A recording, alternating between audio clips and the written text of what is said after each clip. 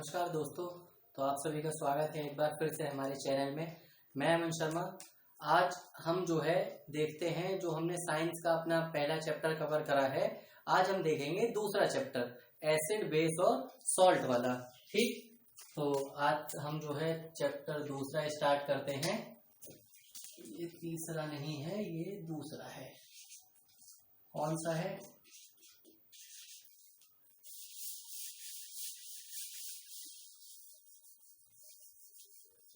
Chapter कौन सा है हमारा?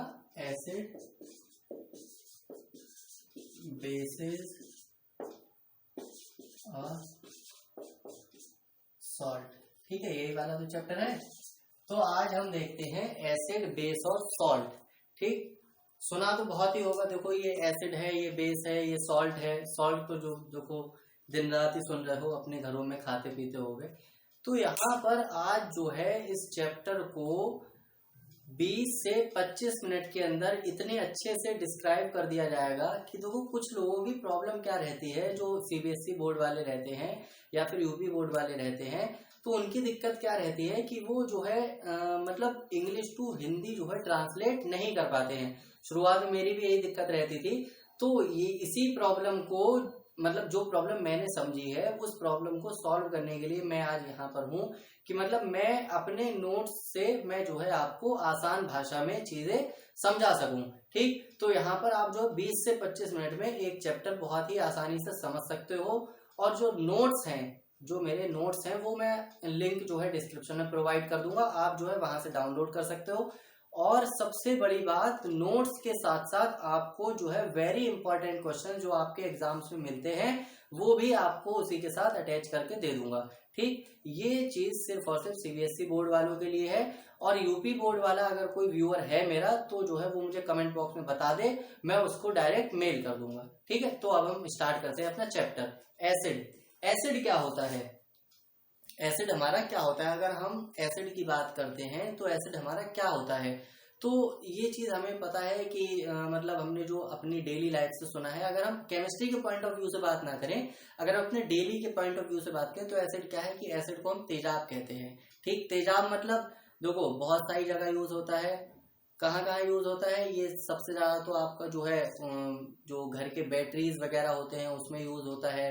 और जो है कुछ लोग इससे जो है साफ सफाई जो होती है, किसकी बहुत ज्यादा गंदी जगह जो होती है उसको साफ करने के लिए, मतलब इसमें भी, एसिड में भी कई प्रकार के एसिड होते हैं। अब देखो, एसिड की अगर मैं प्रॉपर्टीज की बात करता हूं, तो वो देखो यहाँ पर क्या होती है। ठीक, और अगर एसिड की एक और सबसे अच्छी मतलब पहचान की बात बताऊं कि एसिड को अगर हम मतलब पहचानना है तो हम उसे कैसे पहचानेंगे, तो एसिड जो होता है वो खट्टा होता है टेस्ट में। टेस्ट करने मत लग जाना कि खट्टा होता है कि मीठा होता है, टेस्टी करने के लायक नहीं बचोगे। तो एसिड जो होता है वो खट्टा होता है, सोर होता है टेस्ट में। ठीक, तो यहाँ पर हम जो है बात करते हैं प्रॉपर्टीज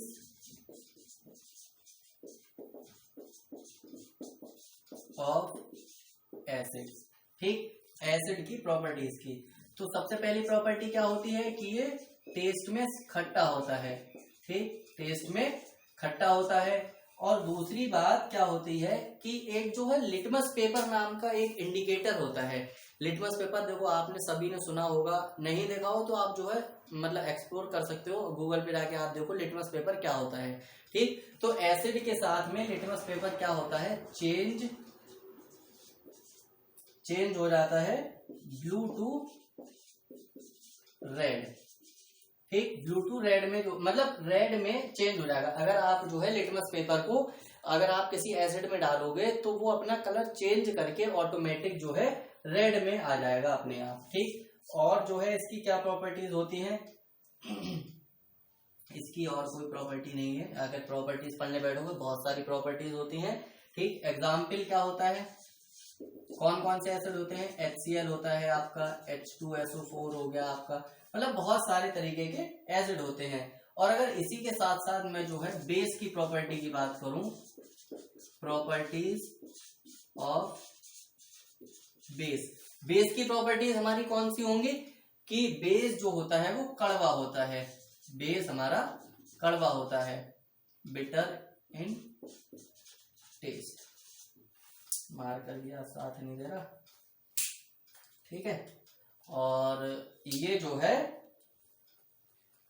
ब्लू में चेंज हो जाता है। अगर लिटमस पेपर में से लिटमस पेपर से अगर चेक करो तो ये चेंज रेड टू ब्लू हो जाएगा।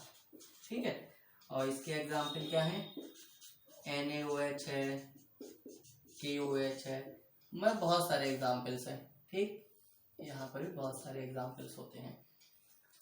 तो ठीक है, अब जो है इतना हमें पता चल गया कि हमारा एसिड क्या होता है और हमारा बेस क्या होता है। मतलब एसिड की प्रॉपर्टी देखो, अगर कोई भी चीज जो है खाने में अगर थोड़ी सी भी खट्टी है, अगर कोई भी चीज खाने में थोड़ी सी भी खट्टी है तो उसके अंदर एसिड पाया जाता है। भले ही वो कम मात्रा में पाया जाए लेकिन एसिड पाया जाएगा। और अगर कोई भी चीज अगर जो है कड़वी है, कोई भी चीज अगर कड़वी है तो उसमें जो है क्या चीज पाया जाता है, बेस पाया जाता है। बेस का सबसे अच्छा एग्जाम्पल कौन सा होता है, जो हमारे घरों में साबुन होता है, जो नहाने वाला या कोई सा भी डिटर्जेंट मतलब साबुन जो होता है उसके अंदर आपको बेस देखने को मिलेगा। ठीक है। और सॉल्ट तो आप सब समझते ही हैं, NaCl कॉमन सॉल्ट का फॉर्मूला होता है, सॉल्ट हमारा ये होता है। ठीक, तो अब अगर हम अपने नोट्स की तरफ देखें तो इसके अंदर देखो कुछ जो है नेचर की तरफ से प्रोवाइड होते हैं, कुछ नेचर की तरफ से मतलब कुदरती जो होते हैं एसिड, वो कौन कौन से होते हैं। देखो विनेगर हो गया, सिरका जो होता है आपका, और ऑरेंज है, संतरा। तो वो विनेगर के अंदर आपका एसिटिक एसिड पाया जाता है, विनेगर के अंदर एसिटिक एसिड पाया जाता है। ऑरेंज के अंदर सिट्रिक एसिड पाया जाता है, लेमन के अंदर सिट्रिक एसिड पाया जाता है, और टोमेटो के अंदर ऑक्सैलिक एसिड पाया जाता है। और जो हम दही खाते हैं, सोर मिल्क जिसे हम कहते हैं इंग्लिश में, जो दही होता है उसके अंदर लैक्टिक एसिड पाया जाता है। ये जो दो तीन है ये बहुत ही इंपॉर्टेंट है, ये मैं यहाँ पे लिख दे रहा हूँ। ये देखो, एक तो कर्ड हो गया, कर्ड के अंदर आपका लैक्टिक एसिड हो गया, ठीक है। और एक आपका एसिटिक एसिड होता है, एसिटिक एसिड आपका किसके अंदर पाया जाता है, विनेगर के अंदर। और आपका लेमन है और ऑरेंज है, लेमन और ऑरेंज के अंदर कौन सा पाया जाता है, सिट्रिक एसिड पाया जाता है। ये जो दो तीन है ये, और एक हो गया ऑक्सैलिक एसिड, टमाटर के अंदर,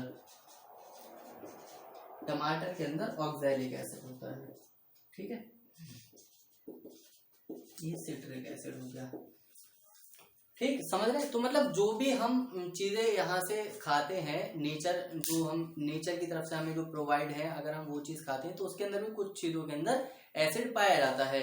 जैसे देखो जो दही है, ठीक, दही नेचर की तरफ से तो है नहीं ना, दूध है नेचर की तरफ से, तो दूध से ही हमारा दही बनता है, तो दही के अंदर लैक्टिक एसिड पाया जाता है। और सिरका जो होता है उसके अंदर एसिटिक एसिड पाया जाता है।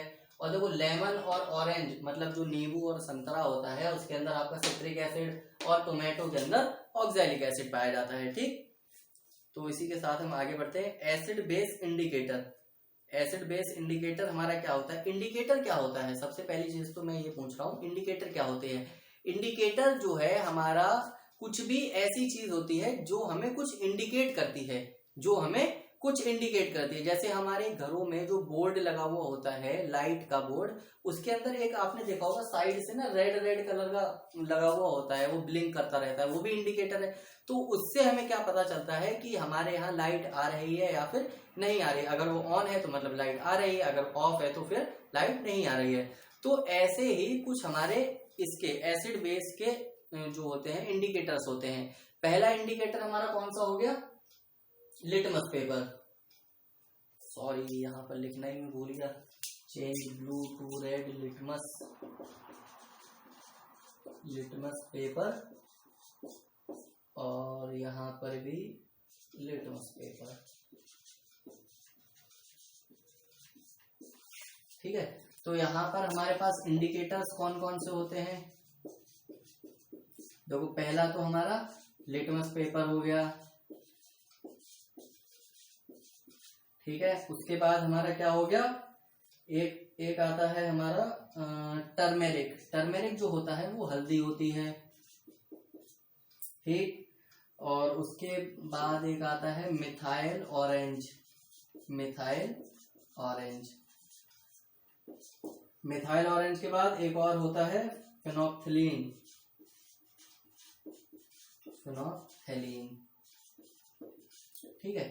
ये देखो यहाँ पर हम देख ले रहे हैं एसिड में ये क्या प्रॉपर्टीज होती है, मतलब कैसा हो जाता है और बेस के अंदर कैसा हो जाता है। देखो लिटमस पेपर एसिड के अंदर कैसा हो जाता है, लिटमस पेपर एसिड के अंदर यहाँ पर हम बता चुके हैं, देखो रेड हो जाता है, तो ये रेड हो गया, और बेस के अंदर ब्लू हो गया। तो यहाँ से आप कंफ्यूज होने की जरूरत नहीं है, आप यहाँ से कैसे याद रख सकते हो कि देखो यहाँ बेस का बी और ब्लू, लिटमस पेपर का ब्लू, तो मतलब शॉर्ट ट्रिक्स यूज करो, ठीक। और जो है आपका टर्मेरिक कैसी होती है, टर्मेरिक जो होती है वो पीली होती है। हल्दी जो हम घर में यूज करते हैं, हल्दी भी हमारी एसिड बेस इंडिकेटर है, तो हल्दी जो है एसिड के अंदर कैसी हो जाएगी, नो चेंज। अगर आप जो है हल्दी को एसिड के अंदर डालेंगे तो आपको नो चेंज देखने को मिलेगा, और अगर आप जो है बेस में डालेंगे तो ये रेड हो जाएगी। और अगर मिथाइल ऑरेंज की बात करें तो मिथाइल ऑरेंज जो है रेड हो जाता है एसिड में, और येलो हो जाता है आपका बेस में। और जो फिनोक्थिलीन होता है, ये फिनोक्थिलीन है, ये आपका कलरलेस होता है, इसका कोई कलर नहीं होता है, ठीक है। तो ये जो है एसिड के अंदर कोई चेंज नहीं होता है, और इसके अंदर बेस के अंदर पिंक कलर का हो जाता है, ठीक है। इतनी बात समझ में आ गई कि इंडिकेटर्स हमारे कितने तरीके के हैं, और भी होते हैं, बहुत सारे तरीके के होते हैं। तो मतलब जो इम्पोर्टेंट है वो ये 4 है, लिटमस पेपर है, टर्मेरिक है, मिथाइल ऑरेंज है, फिनोक्थिलीन है, ठीक। आपसे जो है एग्जाम में 1 नंबर में क्वेश्चन ये पूछ लेता है कि ऐसा एक इंडिकेटर बताइए जिसका कोई कलर नहीं होता, मतलब कलरलेस इंडिकेटर का नाम बताइए। तो आपको यहाँ से क्या पता चल जाएगा, फिनोक्थिलीन जो होता है वो हमारा कलरलेस होता है, ठीक। आगे बढ़ते हैं, यहाँ पर क्या है, डाइल्यूट एसिड। देखो डाइल्यूट एसिड और कंसंट्रेटेड एसिड, ठीक। तो यहाँ पर देखते हैं हम डाइल्यूट एसिड और कंसंट्रेटेड एसिड।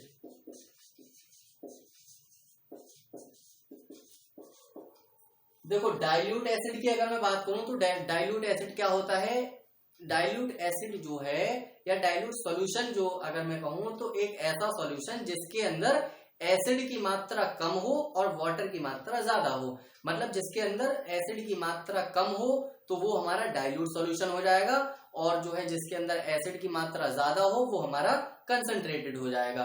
मतलब ये तो हो गई सॉल्यूशन की बात, ठीक है। अब डाइल्यूट एसिड कौन सा होता है, contains only a small amount of acid, मतलब जिसके अंदर बहुत ही कम मात्रा में एसिड पाया जाता है। यहाँ पर लेस एसिड, जो भी डेफिनेशंस वगैरह हैं, जो भी नोट्स हैं वो मैं आपको प्रोवाइड करूंगा, यहाँ पर आप सिर्फ समझिए चीजें जो है कैसे काम कर रही हैं, ठीक। और इसके अंदर मोर वाटर, इसके अंदर पानी जो है वो ज्यादा होता है, और कंसंट्रेटेड के अंदर आपका क्या होता है, लेस वाटर और मोर एसिड। ये जो होता है ये बहुत ही खतरनाक होता है, ये बहुत ही खतरनाक होता है, ठीक है। इससे ऐसे एसिड से बच के रहिएगा। और एक चीज और, जो H2SO4 होता है हमारा, H2SO4, ठीक है, हाइड्रोजन सल्फेट जो होता है वो राजा कहलाता है। किसका राजा कहलाता है, एसिड का, क्योंकि ये सबसे ज्यादा स्ट्रांग होता है, ठीक है। आगे बढ़ते हैं, हमारे पास और क्या है, chemical properties of acid and base. Chemical properties की अगर हम बात करते हैं तो अगर देखो एसिड को आप किसी मेटल के साथ रिएक्ट कराओगे, अगर एसिड को किसी मेटल के साथ रिएक्ट कराओगे तो आपको क्या मिलेगा, देखो सॉल्ट मिलेगा, और उसके बाद हाइड्रोजन मिल जाएगा आपको। अगर आप जो है किसी एसिड की मेटल से रिएक्शन कराओगे तो आपको सॉल्ट मिलेगा और फिर हाइड्रोजन मिलेगा। एग्जाम्पल के तौर पे देखो एसिड आप ले लो यहाँ पर HCl, 2HCl, और मेटल है हमारे पास Zn, तो ये क्या हो जाएगा, ZnCl2 प्लस H2, ठीक है। ये यहां से हो गया, समझ में आ गया कि मतलब अगर हम ये इस जैसी रिएक्शन और भी आएंगी अभी आपके चैप्टर में, ये तो पहली रिएक्शन हो गई, ठीक। ये सारी रिएक्शंस आप जो है याद रखना। इसके अलावा मतलब इन रिएक्शंस के अलावा कुछ भी इसमें इंपॉर्टेंट नहीं है, डेफिनेशंस इंपॉर्टेंट है, वो आपको नोट्स मैंने प्रोवाइड कराई दिए हैं, ठीक। अब जो है पहली रिएक्शन तो आपकी मिल गई यहाँ से। अब इसके अलावा एक होता है इसके अंदर पॉप टेस्ट, इसके अंदर एक होता है पॉप टेस्ट। पॉप टेस्ट क्या होता है, मतलब जो नोटिफिकेशन होता है हमारे मोबाइल का, तो उसमें क्या होता है, पॉपअप आता है, मतलब पॉप एक साउंड होता है। तो पॉप साउंड के अंदर आप क्या करते हैं, पॉप साउंड के अंदर एक टेस्ट ट्यूब होता है, टेस्ट ट्यूब के पास में आप जो है कोई भी एसिड लेके जाते हैं, टेस्ट ट्यूब के पास में आप कोई भी एसिड लेके जाते हैं और उस टेस्ट ट्यूब के अंदर पहले से हाइड्रोजन गैस अगर प्रेजेंट है, अगर उसके अंदर हाइड्रोजन गैस प्रेजेंट है तो जो है टेस्ट ट्यूब और जो है आपका जो एसिड है अगर वो थोड़ा सा भी आपस में कांटेक्ट में आएंगे तो एकदम से पॉप का साउंड आएगा, एक मतलब हल्का सा पॉप साउंड आएगा, तो उसको हम कहते हैं पॉप टेस्ट। तो यहां से हमें क्या पता चलता है कि हमारे पास हाइड्रोजन गैस जो है प्रेजेंट है या फिर नहीं है। ठीक है, तो ये हो गया हमारा पॉप टेस्ट। अब इसके अलावा क्या है इसमें, इसके अलावा हम देखते हैं अपना, अगर एसिड जो है किसी मेटल कार्बन, अभी तक तो हमने किससे रिएक्शन कराई, मेटल से, अगर यहीं पर कोई एसिड, अगर यहीं पर कोई एसिड जो है मेटल कार्बोनेट से अगर रिएक्शन करता है, मेटल कार्बोनेट से अगर रिएक्शन करता है तो यहां पर देखो सॉल्ट मिलेगा, कार्बन डाइऑक्साइड और आपके पास वाटर मिलेगा। ठीक है, एग्जाम्पल के तौर पे आप यहां पर ले लो Na2CO3, ये आपका हो गया मेटल कार्बोनेट, ये आपका मेटल कार्बोनेट होगा। कार्बोनेट क्या होते हैं, जिसके अंदर CO3 जो होता है प्रेजेंट होगा वो आपका कार्बोनेट हो जाएगा। एसिड आप जो है कोई सा भी एसिड ले सकते हो, जनरली HCl ही चलता है, तो यहाँ पर आपको क्या मिल जाएगा, 2NaCl आपका मिल जाएगा, नमक मिल गया, कार्बन डाइऑक्साइड मिल गया और आपके पास H2 मिल गया। ठीक है, इसके अलावा तो और कुछ मिलेगा नहीं। ये हो गई आपकी दूसरी, ये हो गई आपकी दूसरी रिएक्शन। अब तीसरी एक और होती है, इसी की होती है बिल्कुल सेम, बस क्या रहता है, कोई भी एसिड को अगर आप किसी मेटल बाइकार्बोनेट से, अभी तक हमने बात करी कार्बोनेट की, यहाँ पर आ गया बाइकार्बोनेट, मतलब इसका भाई आ गया, तो अगर मेटल बाइकार्बोनेट से अगर रिएक्शन कराएगा तो हमें क्या मिलेगा, सॉल्ट मिलेगा और उसके अलावा जो को कार्बन डाइऑक्साइड मिलेगा, कार्बन डाइऑक्साइड और वाटर तो जो को मिलना ही मिलना है, वाटर हो गया। तो ये हो गई आपकी तीसरी रिएक्शन। ठीक है, अब इसके अलावा होता है एक न्यूट्रलाइजेशन रिएक्शन, मतलब न्यूट्रलाइज, मतलब अगर मैं जनरल भाषा में समझाऊं तो देखो न्यूट्रल जो होता है, न्यूट्रल से ही बना है हमारा न्यूट्रलाइज, मतलब किसी भी रिएक्शन को न्यूट्रल करनी है, तो न्यूट्रल करने के लिए हमें क्या करना पड़ता है, देखो कोई भी एसिड है उसका बेस के साथ रिएक्शन करा दो, सीधे आपको सॉल्ट मिल जाएगा और H2O मिल जाएगा, पानी मिल जाएगा। कैसे, एक अगर हम जो है रियल लाइफ से इसका एक एग्जाम्पल उठाएं तो देखो जो बर होती है, पीली वाली या कोई सी बर होती है, तो बर जो है अगर हमारे काट लेती है, जैसे मान लो बर ने मेरे यहाँ पे काट लिया, ठीक, तो बर के अंदर क्या पाया जाता है, एसिड पाया जाता है। ध्यान से सुनना, बर के अंदर एसिड पाया जाता है। तो कुछ लोग का मिथ क्या है कि आप जो है इस पे लोहा लगा लो सही हो जाएगा, ठीक, कुछ कहते हैं रहने दो ऐसे ही सही हो जाएगा। तो जो है अगर हम इसे केमिस्ट्री के पॉइंट ऑफ व्यू से देखें तो हमारे पास क्या है, ये हमारी न्यूट्रलाइज करने की रिएक्शन है, न्यूट्रलाइज रिएक्शन है ये। तो किसी भी चीज को न्यूट्रल करने के लिए, जैसे हमें अगर प्लस का हमारे पास जो है अपोजिट क्या होता है, माइनस होता है, अगर मैं प्लस माइनस कर देता हूं तो जीरो आ जाता है। ऐसे ही अगर एसिड को काटना है, अगर एसिड का काट हमको चाहिए तो हमें बेस चाहिए होगा, मतलब एसिड का जो एंटी है वो बेस है। मतलब अगर जो है कभी आपके बर काटे तो आप जो है ना ही लोहा रगड़िए ना ही कुछ करिए, सीधे घर पे जाइए, साबुन उठाइए, साबुन जो है मल लीजिए वहां पर, ठीक, क्या होगा, तो वहां पर आपको देखो सॉल्ट, खाने वाला सॉल्ट नहीं मिलेगा, सॉल्ट अलग होता है, ये NaCl कॉमन सॉल्ट होता है, पानी निकलेगा। ठीक है, तो यहाँ पर अगर बर ने काट लिया, साबुन लगा लीजिए, मतलब न्यूट्रल हो गया, उतनी चीज आपकी न्यूट्रल हो जाएगी, तो जो बर ने काटा है वो चढ़ेगा नहीं या जो भी होता है वो सब नहीं होगा। ठीक है, तो ये हो गई हमारी न्यूट्रलाइज रिएक्शन। ठीक, इसके अलावा होता है अगर जो है मेटल ऑक्साइड से अगर रिएक्शन करता है, अगर एसिड प्लस मेटल ऑक्साइड, अगर एसिड जो है मेटल ऑक्साइड से रिएक्शन करता है तो हमें क्या मिलता है, सॉल्ट मिलता है और H2O मिलता है। जैसा हमारा न्यूट्रलाइज रिएक्शन है वैसे ही हमारी मेटल ऑक्साइड होती है, ठीक है। और अगर नॉन मेटल ऑक्साइड से करता है तो भी सॉल्ट ही मिलेगा और वाटर ही मिलेगा, ठीक। यहां पर चाहे लिख लो आप acid plus non metal oxide, non metal oxide, यहां पर भी आपको सॉल्ट मिलेगा और H2O मिलेगा, ठीक है। इसके अलावा क्या है इस चैप्टर में, पीएच वैल्यू आपने मतलब 9th क्लास में या 8th क्लास में सुना ही होगा। पीएच वैल्यू जो है वो है, मतलब पीएच वैल्यू की हमें जरूरत क्या है कि अगर जो है हमें किसी एसिड का या बेस का अगर हमें कंसंट्रेशन निकालना हो ना तो हमें पीएच वैल्यू की जरूरत पड़ती है, ठीक। और जो है एक बात और है, एसिड जो होता है, एसिड जो होगा वो plus ion H plus ion release करता है और बेस जो है माइनस का OH आयन जो है रिलीज करता है। एसिड जो है रिलीज H प्लस आयन और बेस जो होता है हमारा रिलीज OH माइनस आयन, ठीक है। ये हो गई। और आपके पास एक चीज आती है एल्कलाई। एल्कलाई क्या होता है, एल्कलाई होता है an alkali is the base that dissolve in water, मतलब एल्कलाई एक ऐसा बेस होता है जो हमारा वाटर के अंदर डिसॉल्व हो जाता है। सारे के सारे मतलब जो बेसेस होते हैं वो डिसॉल्व नहीं होते हैं, इसीलिए कुछ जो है बेस होते हैं जो वाटर में जो है डिसॉल्व हो जाते हैं, उन सबको हमने एक अलग ग्रुप में रख रखा है जिसे हम एल्कलाई कहते हैं, ठीक है। उसके अंदर एग्जाम्पल कौन कौन से हैं, एग्जाम्पल है हमारा, एक तो आता है आपका NaOH हो गया,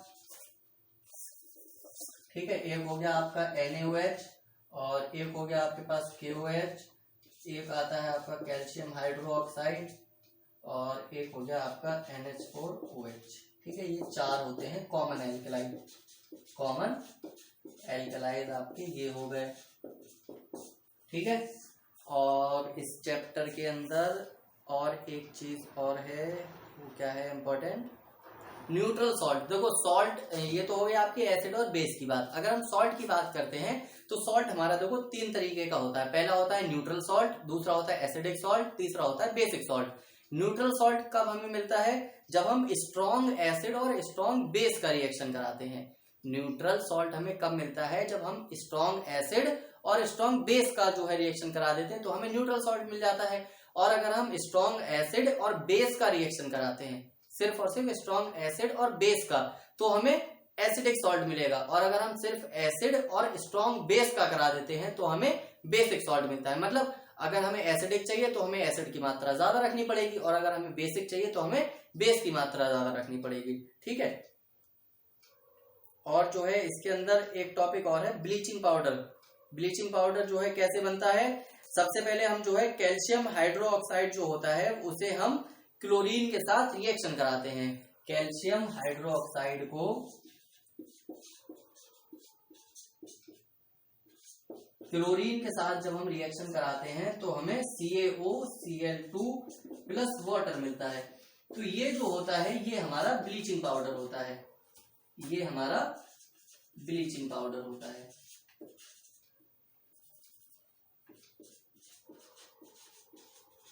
ठीक है। और इसके अंदर एक चीज और है, शायद देखता हूं मैं,